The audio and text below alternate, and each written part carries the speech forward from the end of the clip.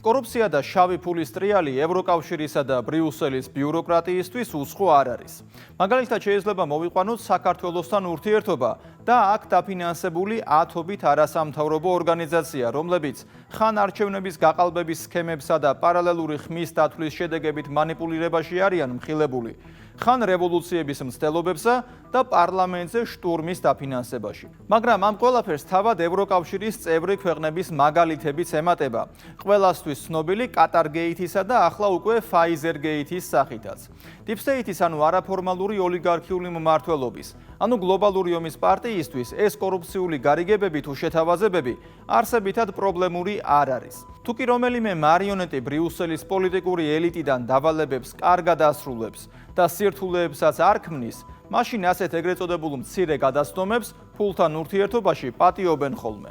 რასაც არ პატიობენ არის ტრადიციული ღირებულებების დაცვა, საკუთარი ქვეყნის ეროვნული და სახელმწიფოებრივი ინტერესებით მოქმედება და იდენტობის შენარჩუნებისთვის ბრძოლა. ევროკომისიის პრეზიდენტი ურსულა ფონ დერ ლაიენი ბრიუსელის პოლიტიკური ელიტის მარიონეტებიდან ერთ-ერთი ყველაზე მისაღებია დიპსტეიტისთვის.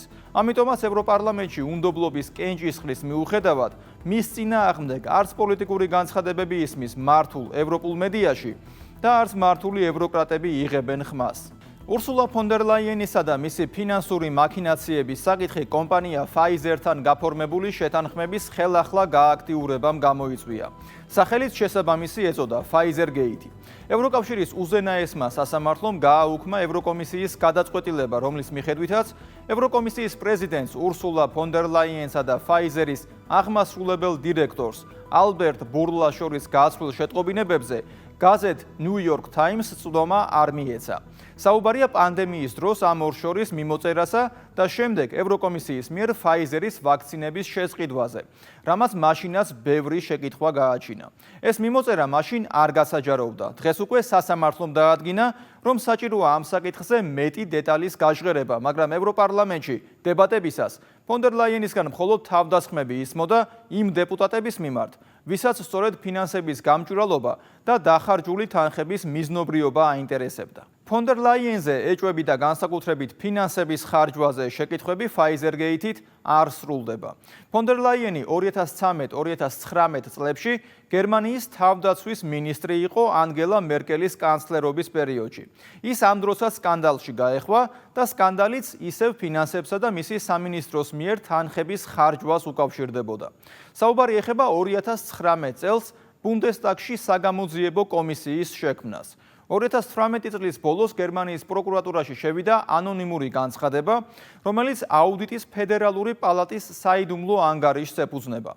საუბარია თავდაცვის სამინისტროს მიერ გარე საკონსულტაციო კომპანიების დაქირავებასა და მათ ანაზღაურებაზე. მაგალითად 2015 წელს თავდაცვის სამინისტროს ასეთ გარე საკონსულტაციო კომპანიაზე დაუხარჯავს 100 მილიონი ევრო, მაგრამ ოფიციალური დეკლარაცია შედგენილია 2.200.000 ევროზე. 2016 წელს სამინისტრომ ისევ გარე საკონსულტაციო კომპანიაზე დახარჯა 150 მილიონი ევრო, მაგრამ ოფიციალური დეკლარაცია შედგენილია 2.900.000 ევროზე. და ყველაზე საინტერესო ის არის, რომ ასეთი ბიოგრაფიისა და წარსულის მქონე პოლიტიკოსი მეორედ აირჩიეს ევროკომისიის პრეზიდენტად და მის საქმიანობასა და კეთილსინდისიერებაზე მხოლოდ რამდენიმე ათეული ევროპარლამენტარი სვამს შეკითხვას. არადა ევროპარლამენტში სულ 720 დეპუტატია. ამ 720 ევროპარლამენტარში ისეთებიც არიან, ვისაც ოღონდ გადაუხადე და ყველაფერს იტყვიან, მაგალითად საქართველოსთან დაკავშირებით. სამაგიეროდ ფონ დერ ლაიენის კორუფციული საქმეებით არ ინტერესდებიან. ასეთია ორმაგი ევროპული სტანდარტი. ურსულა ფონ დერ ლაიენი იმიტომაც არის მისაღები კანდიდატი დიპსტეიტის, ანუ არაფორმალური ოლიგარქიული მმართველობის, ანუ გლობალური ომის პარტიისთვის, რომ სწორედ უკრაინაში ომის გასაგრძელებლად და ევროპულ ქვეყნებში სამხედრო ხარჯების გასაზრდელად მცდელობას არ აკლებს. ჯერ კიდევ მარტის დასაწყისში ურსულა ფონ დერ ლაიენმა ევროპის გადაიარაღების გეგმა წარმოადგინა, რასაც ევროკავშირის მხრიდან 800 მილიარდი ევროს მობილიზება სჭირდებოდა. მაშინ ამ გეგმას ძალიან დიდი კრიტიკით შეხვდნენ, ამიტომ გეგმა B ამუშავდა პირველ ეტაპზე 150 მილიარდი ევროს მობილიზების სახით.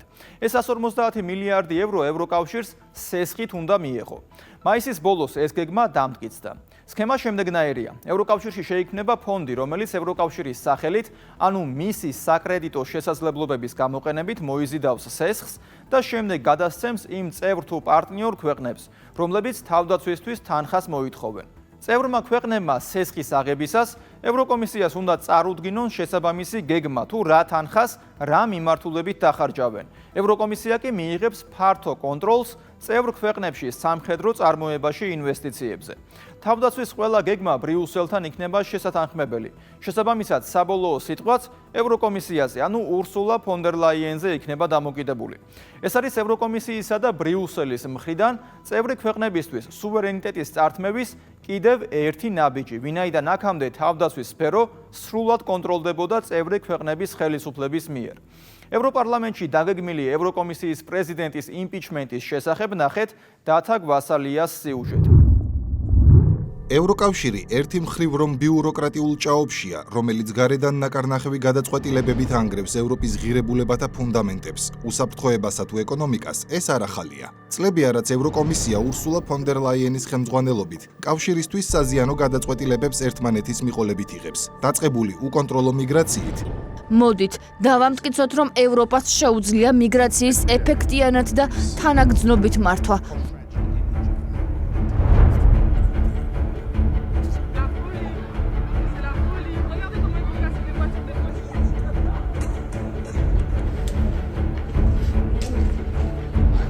გაგრძელებული LGBT პროპაგანდით. არ მოვისვენებ, როდესაც საქმე თანასწორობის კავშირის მშენებლობას ეხება. კომისია მალე გაგაცნობთ სტრატეგიას LGBT უფლებების გასაძლიერებლად. და დასრულებული ომის მხარდაჭერით.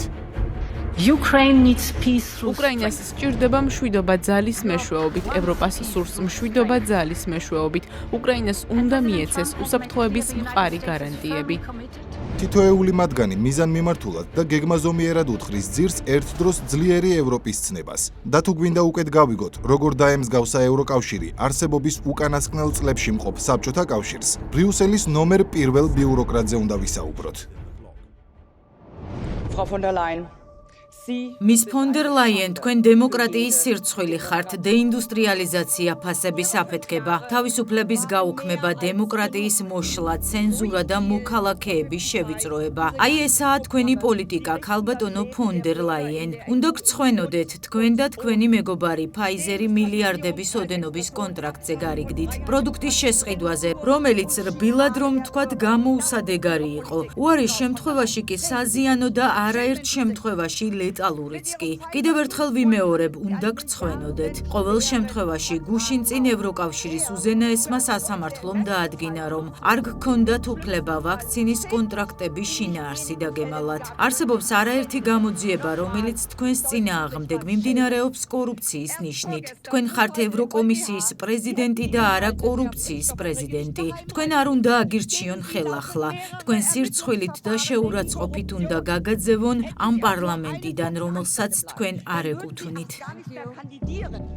ამ მძიმე შეფასებების მოსმენა ურსულა ფონ დერ ლაიენს მაშინ მოუწია, როდესაც ევროკომისიის პრეზიდენტად მეორე ვადით ირჩევდნენ, მაგრამ ის მაინც აირჩიეს. მისი კორუფციული სკანდალები ბევრი პოლიტიკოსის კარიერას სამუდამოდ დაასრულებდა. ფრაუ ურსულას აშკარად რაღაც ძალა მფარველობს. ნაკლებად სავარაუდოა, რომ ეს ზებუნებრივი ძალა იყოს, თუმცა ამაზე მოგვიანებით.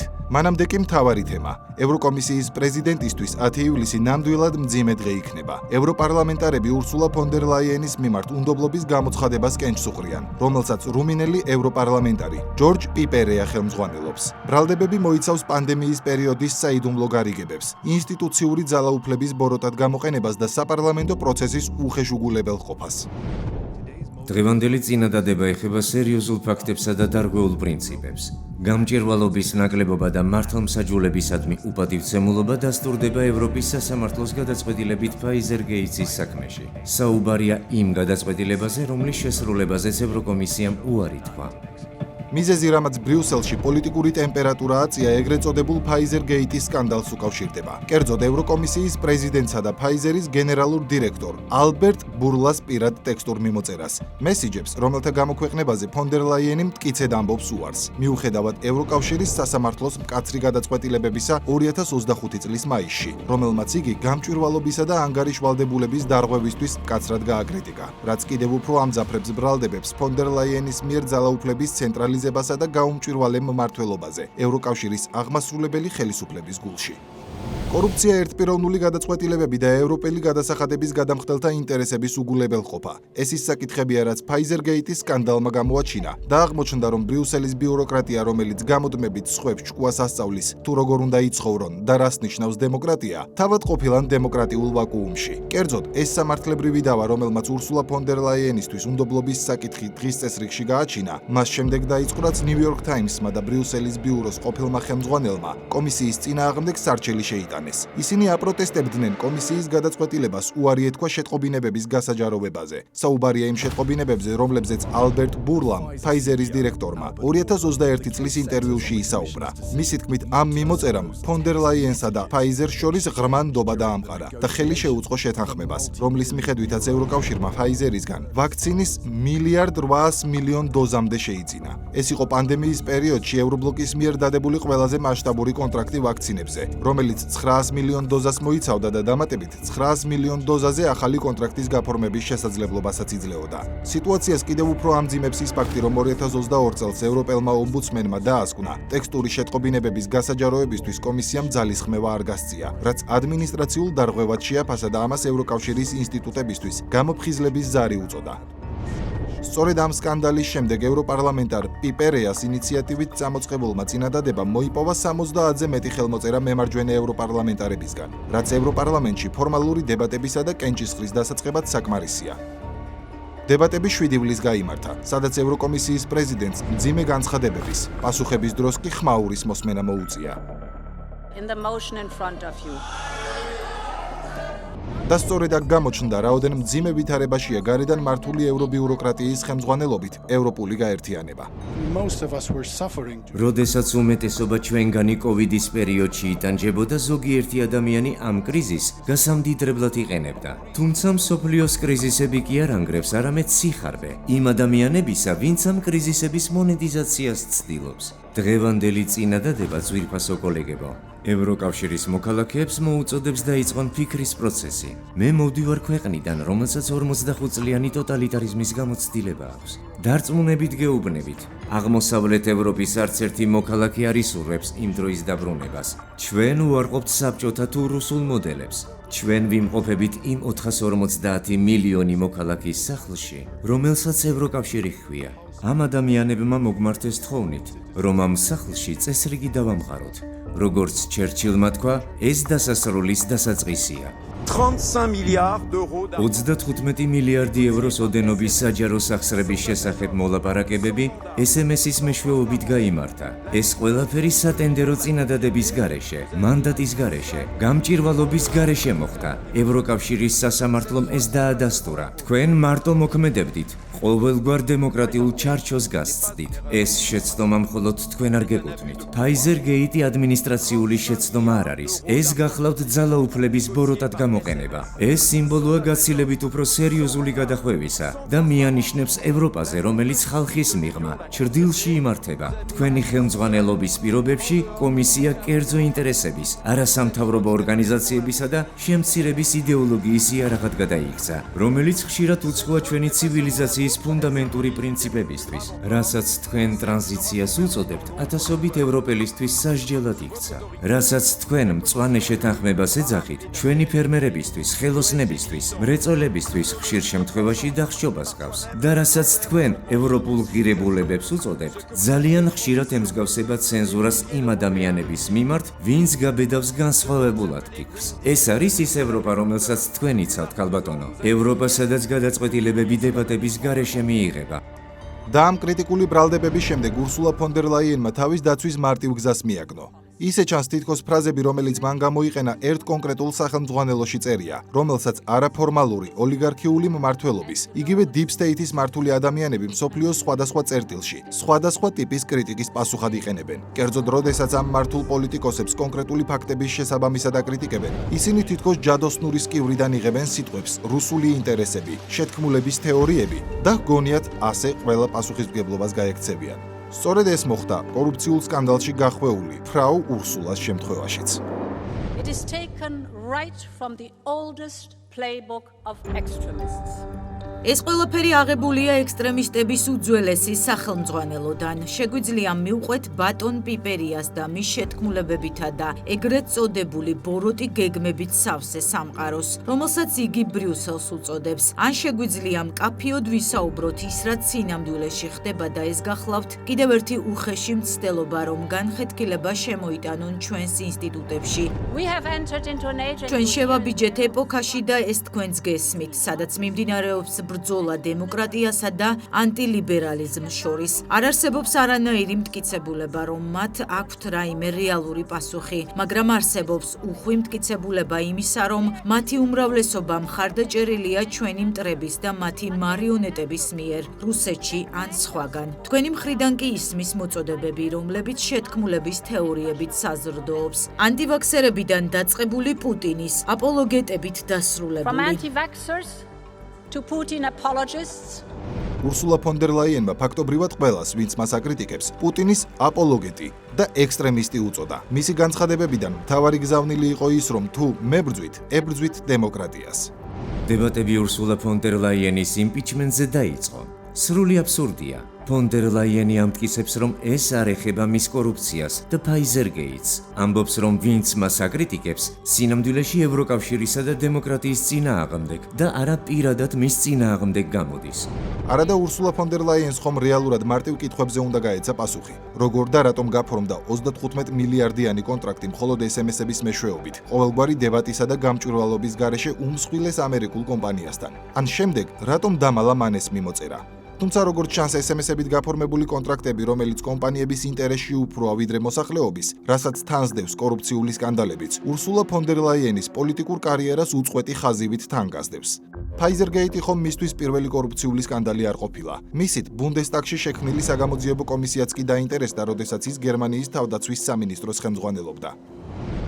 სამინისტრომ მისი ხელმძღვანელობით 2019 წლის პირველ ნახევარში გარე კონსულტაციებისა და დახმარებისთვის 155 მილიონი ევრო დახარჯა. ეს თანხა დაახლოებით იმდენია, რამდენსაც დანარჩენი 13 სამინისტრო ერთად ხარჯავდა გარე მომსახურებებზე.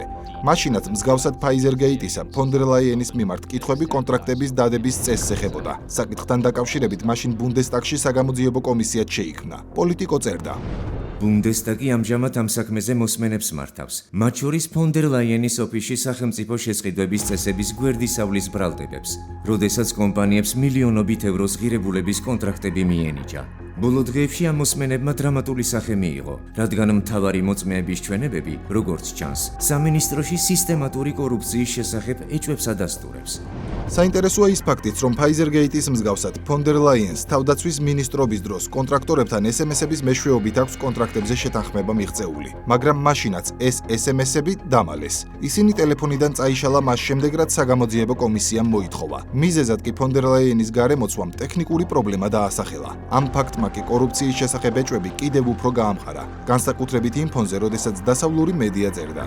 ფონ დერ ლაიენი, რომელიც 2013 წლიდან 2019 წლამდე გერმანიის თავდაცვის მინისტრი იყო, სანამ ახალ კომისიის ხელმძღვანელად დაინიშნებოდა, ადრე პრობლემებს უყურადღებობას, ხარჯების დაზოგვას და საკუთარი სამსახურით გადატვირთული პირების მიერ დაშვებულ შეცდომებს აბრალებდა. თუმცა სხვები ამტკიცებენ, რომ ზოგიერთ კონსულტანტს სამინისტროს წარმომადგენლებთან პრივილეგირებული წვდომა ჰქონდა, რაც მათ წესების გვერდისავლასა და მილიონობით ევროს ღირებულების კონტრაქტების მოპოვებაში ეხმარებოდა. ამას გარდა არის კიდევ ერთი კორუფციული სკანდალი, რომელიც მის სახელს უკავშირდება თავდაცვის სამინისტროში. 5 მილიონი ევრო, რომელიც მიიმართა ლტოლვილების ერთ-ერთ პროექტზე, თუმცა საბოლოოდ მხოლოდ 2 სირიელს დაეხმარა მუდმივი სამუშაოს პოვნაში. ასევე გერმანული მედიის ცნობით 2016 და 2017 წლებში 217-მა მიგრანტმა გაიარა კურსები ტექნიკის, ხელობისა და სამედიცინო სფეროებში. ერთ მონაწილეზე დანახარჯმა საშუალოდ 23,000 ევრო შეადგინა. მაშინ, როდესაც შრომის სააგენტოს მსგავსი შეთავაზებები მხოლოდ 1800 ევრო ღირს თითოეულზე. ფონ დერ ლაიენის ბურუსით მოცული კორუფციული სკანდალების შესახებ საგამოძიებო კომისიის ხდომების კვალდაკვალ პოლიტიკომ დაწერა. საგამოძიებო კომიტეტის წევრებთან ინტერვიუები, მოწმეთა ჩვენებები და პოლიტიკოს მიერ მოპოვებული დოკუმენტები იმაზე მიუთითებს, რომ გარე კონსულტანტებს თავდაცვის სამინისტროს შიდა საქმიანობაზე მზარდი გავლენის მოპოვება შეძლეს ფონ დერ ლაიენის ხელმძღვანელობის 5 წელიწადნახევრის განმავლობაში. საინტერესოა, რომ გერმანიაში მისი მინისტრობის ბოლო ხანებში, როდესაც მის თავზე შავი ღრუბელი უფრო და უფრო მოგროვდა, ის კარიერულ კიბეზე კიდევ უფრო მაღლა ადის და სწორედ ამ დროს ხდება ევროკომისიის პრეზიდენტი. და როგორც დასაწყისში ვახსენეთ, მსგავსი სკანდალების პირობებში, როდესაც ის არათუ სასამართლოში, არამედ ევროკომისიის მთავარ კაბინეტში იკავებს ადგილს, ცხადი ხდება, რომ მას რაღაც ძალა მფარველობს და ამ ძალის სახელი ყველასთვის უკვე ცნობილია. ურსულა ფონ დერ ლაიენი გარე კონტრაქტორებისთვის მომგებიან ხელშეკრულებებს თავდაცვის მინისტრობის დროს, სავარაუდოდ სწორედ არაფორმალური ოლიგარქიული მმართველობის, იგივე Deep State-ის, ანუ გლობალური ომის პარტიის დაკვეთით დებდა. შემდეგ კი სწორედ Deep State-ის გავლენებით გადაურჩა ის გერმანიაში პასუხისმგებლობას. მაშინ, როდესაც მისი შავბნელი საქმიანობის შესახებ უამრავი ფაქტი გამოაშკარავდა, მას კი პოლიტიკური პასუხისმგებლობაც კი არ დაეკისრა. ევროკომისიაში გადასვლის შემდეგ კი ისედაც ცალსახაა, რომ არაფორმალური ოლიგარქიული მმართველობის იგივე Deep State-ის ინტერესებს ემსახურება, რაზეც ევრობიუროკრატიის ანტიევროპული პოლიტიკაც მეტყველებს. ის აშკარად მორჩილი კადრია, ამიტომაც მის გადაცდომებსა და შესაძლო დანაშაულებზე თვალს ხუჭავენ. Pfizer-Gate-ის სკანდალიც ამის მკაფიო მაგალითია, რადგან ყველა აღიარებს, რომ საჭირო 480 ხმის მოპოვება მისთვის უნდობლობის გამოსაცხადებლად რთული მოსაგროვებელი იქნება. განსაკუთრებით იმ პირობებში, რომ ევროპარლამენტართა უმრავლესობაც იმ ცენტრიდან იმართება, საიდანაც თავად ფრაუ ურსულა. თუმცა როგორც არ უნდა დასრულდეს 10 ივლისის კენჭისხრა, ამ პროცესმა უკვე დაადასტურა ის, რასაც ყველა ხედავდა და გრძნობდა. ევროპული კავშირი კორუფციულ ჭაობში ეფლობა და ამ ჭაობს ბრიუსელის გარედან მართული ბიუროკრატია ჰქვია, რომელმაც უცხო ძალების ინტერესებს შესწირა ევროპის ინტერესები. ევროკომისიის პრეზიდენტმა ურსულა ფონ დერ ლაიენმა ევროპარლამენტში უნდობლობის გამოცხადების საკითხთან დაკავშირებით გამართულ მოსმენაზე გამოსვლისას კრიტიკოსების შეთქმულების თეორეტიკოსებად, ვაქცინის მოწინააღმდეგეებად და პუტინის მხარდამჭერებად მოიხსენია. იარლიყების მიწებება დღევანდელი გლობალისტი და ნეოლიბერალი ევროკრატებისთვის საყვარელი ქმედებაა. როდესაც არ აქვთ კონტრარგუმენტი, მაშინ უნდა გამოიყენონ იარლიყები. შემდეგ ამ იარლიყებს Deep State-ის, ანუ არაფორმალური ოლიგარქიული მმართველობის, ანუ გლობალური ომის პარტიის მიერ მართულ მედიაში დაატრიალებენ და მოწინააღმდეგეების დემონიზაციაც დაიწყება. სამაგიეროდ მარიონეტები გამოძრუებიან რთული ვითარებიდან. მე იოანე შაიშმელაშვილი ვარ. კვირაში 4 ჯერ 21 საათსა და 15 წუთზე. უყურეთ ევროკრატიას.